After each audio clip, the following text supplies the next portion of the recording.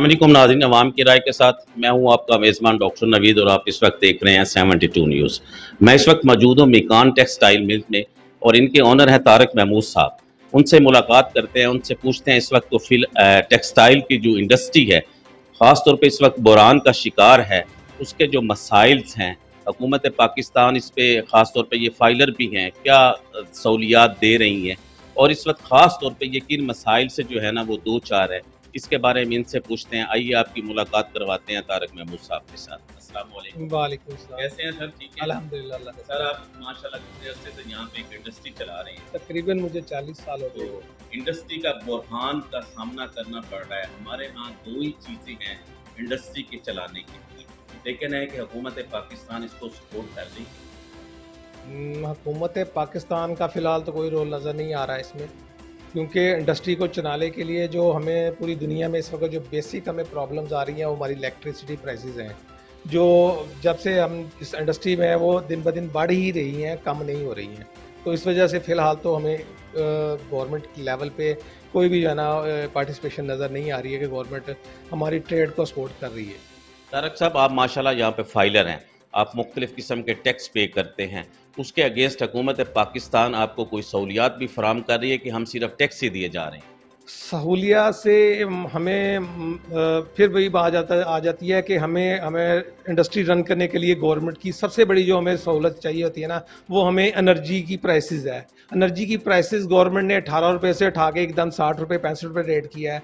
अभी कुछ इसमें उन्होंने हमें रिलीफ दिया है, अल्लाह करे कि ये रिलीफ हमारी आने वाली एक्सपोर्ट के लिए बेहतर साबित हो। इसके अलावा हमारे सेल टैक्स में बहुत सारे मसाइल हैं, जैसे हमारा रिफ़ंड जो है वो हमें इन टाइम नहीं मिल रहा है, ठीक है ना। वो भी हम बहुत दफ़ा इसको रेज़ कर चुके हैं अपने पैनल पे भी, हम एक्सपोर्ट पैनल पे भी इस बात को बहुत दफ़ा बता चुके हैं कि जो एक्सपोर्ट में हमारे सेल टैक्स का रिफ़ंड है वो अगर हमें फौरी तौर पे मिलता है। फिर इसके अलावा पूरी दुनिया में हमने देखा है, मैं बाहर भी अब्रॉड भी गया हूँ, तो मैंने मेरा इंडियंस के साथ भी, बांग्लादेश के लोगों के साथ भी मैं मिला हूँ, तो हर जो मुल्क है वो अपने एक्सपोर्टर्स को खसूसन वो रिबेट के नाम पे कुछ ना कुछ देते हैं ताकि हम मुकाबले में आ सकें। हमारे मुल्क में ऐसी कोई भी चीज़ नहीं है, हमें जो रिबेट के नाम पे अव्वल तो कुछ मिलता ही नहीं है। जो थोड़ा बहुत है वो कई माह का मेरा पेंडिंग पड़ा है, पूरी इंडस्ट्री का पेंडिंग पड़ा हुआ है। तो गुजारिश यही है कि गवर्नमेंट इस हमारे जो रिबेट है इसको देखे। इस वक्त माशाल्लाह मरीम नवाज़ साहब हमारी जो कि पंजाब की CM है, वफाक में यहाँ शहबाज शरीफ साहब हैं जो कि वज़ीर आज़म हैं हमारे, इस वक्त उन्होंने इलेक्ट्रिक पे ख़ास तौर पे आप सेक्टर कह रहे हैं, घरेलू सेक्टर कह लें, साथ कमर्शियल सेक्टर भी कह लें, दोनों को रिलीफ दिया है। इम्प्लीमेंट तो आपको अगले बिल में नज़र आएगा कि कितने का इम्प्लीमेंट उस पर होता है। तो मरीम साहबा जो इस वक्त हमारी CM में काम कर रही हैं, आप उसको क्या मैसेज कन्वे करना चाहते हैं ख़ास तौर पर इंडस्ट्री के मसाइल के ऊपर? क्योंकि ज़ाहिर है कि यहाँ आप फील्ड में हैं, आपको को मसाइल का सामना करना पड़ रहा है, तो आप ज़्यादा बेहतर जानते हैं। बानिस्बत वहाँ बंद कमरों में बैठ के फैसले होते हैं, वो इन लोगों के साथ इतना अटैच नहीं होते जितना आप लेबर के साथ हैं, सोशल सिक्योरिटी वालों के साथ हैं। यहाँ पे आपके जितने भी मसाइल हैं, आप एक तो वो हमें बताएं, और दूसरा जो है ना ख़ास तौर पे इसमें हमारी हुकूमत, government of Punjab, government of Pakistan को क्या इक़दाम करने चाहिए कि आपके मसाइल हल हों और हमारी इंडस्ट्री बहाल हो, और ताकि हमारी मौशी हालत जो इस वक्त गिर चुकी है वो बेहतर हो। मसाइल में यही है कि जब तक इलेक्ट्रिसिटी प्राइसेस कंपैरेटिवली दूसरी कंट्रीज़ के बराबर नहीं ना होगी, जैसे इंडिया में इस वक्त जो है वो इंडियंस ही बता रहे थे कि हमारा पाकिस्तानी वो 6 रुपये कह रहे हैं, हमारा 3% 3 टाइम उनसे हम डाउन है, तो 24 रुपये बनता है। तो जब तक हमारी इलेक्ट्रिसिटी प्राइसेस उनके बराबर नहीं आएंगी, हमारी एक्सपोर्ट उस वक्त तक ग्रो नहीं होगी। हम कस्टमर्स के पास जाते हैं, हम उनको एक रेट देते हैं कि सर ये हम इस भाव में आपको कोई चीज़ देते हैं, वो कहता है कि बांग्लादेश का रेट ये है, इंडिया का रेट ये है, आप तो हमसे बहुत ज़्यादा महंगे हो, ठीक है, तो हम आपसे मतलब प्रोडक्ट परचेज नहीं करते। उसकी वजह हमारी करेंसी भी तो है ना।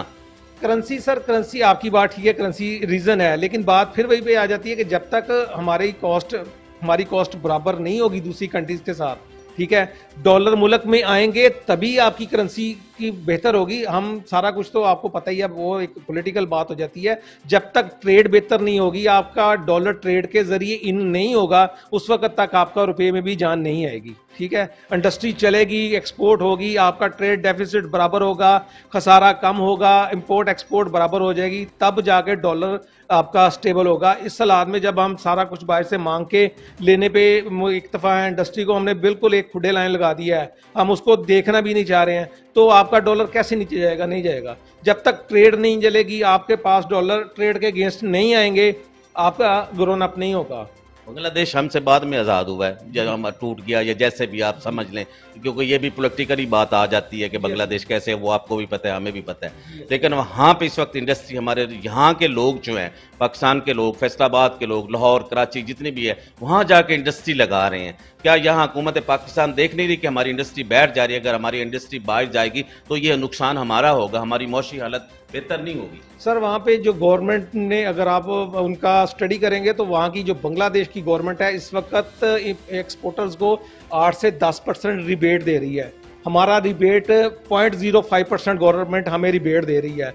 सम टाइम ये होता है कि कस्टमर के साथ हमारा रेट नहीं बनता तो हम देखते हैं कि हमें रिबेट की मद में गवर्नमेंट ये दे रही है, हमें R&D की मद में गवर्नमेंट कुछ दे रही है, मिल मिला के काम हो गया। जैसे चाइना जो है ना, चाइना की तरक्की का सिर्फ राज ही है, एक तो वहाँ पे लेबर सस्ती है, इलेक्ट्रिसिटी कॉस्ट सस्ती है, उसके साथ गवर्नमेंट बहुत ज्यादा सपोर्ट कर रही है एक्सपोर्टर्स को। ठीक है, वो उनको R&D के नाम पे पैसे मिलते हैं, एक्सपोर्ट के रिबेट के नाम पे पैसे मिलते हैं, और भी तो 2-3 चीजें जो मिल मिला के उनकी एक्सपोर्ट जो उन्होंने स्ट्रॉन्ग की हुई है। लास्ट पे क्या हुकूमत पाकिस्तान को मैसेज? मेरा यही पैगाम है कि सर देखें, मुल्क ना देखें, ये देख लें बांग्लादेश, चाइना की देख लें, चाइना ने कैसे तरक्की की है, बांग्लादेश की देख लें। हमें जो खुसूसन हम लोग इस वक्त मुल्क में इंडस्ट्री लगा के लोगों को रोजगार प्रोवाइड कर रहे हैं, अगर आप हमारे से कंधा लगाएंगे ना, इलेक्ट्रिसिटी कॉस्ट कम करें और एक्सपोर्टर्स को कुछ ना कुछ दें ताकि हम बाहर अपनी जो है ना प्रोडक्ट को बेच सकें। बहुत शुक्रिया। जज़ाकल्लाह। ये थे नाज़रीन तारिक महमूद साहब जो कि अपने ख्यालात का इज़हार कर रहे थे। सबसे पहली बात यह है कि अगर इंडस्ट्री को बहाल करना है तो कोई इलेक्ट्रिक की कीमतों में खासी कमी करनी चाहिए। इस पर जो टैक्सेस लगाए गए हैं उसमें कमी आनी चाहिए ताकि ये इंडस्ट्री जो है ना बहाल हो सके। और दूसरा जो है ना, ख़ास तौर पे एक्सपोर्टर हजरात को जो है ना, वो काफ़ी हद तक जो है ना थोड़ी सी हुकूमत भी सपोर्ट करे ताकि ये लोग अपना काम कर सकते हैं और हमारे जो है ना डॉलर की शक्ल में हमारे मुल्क में, पाकिस्तान में पैसा आए और हमारे रेवेन्यू में इजाफा हो। अगर ये टेक्सटाइल हमारी ज़िंदा रहेगी तो हम भी ज़िंदा रहेंगे, हमारी मौशी हालत भी ज़िंदा रहेगी। कैमरामैन मोहसन अली के साथ डॉक्टर नवीद, 72 न्यूज़।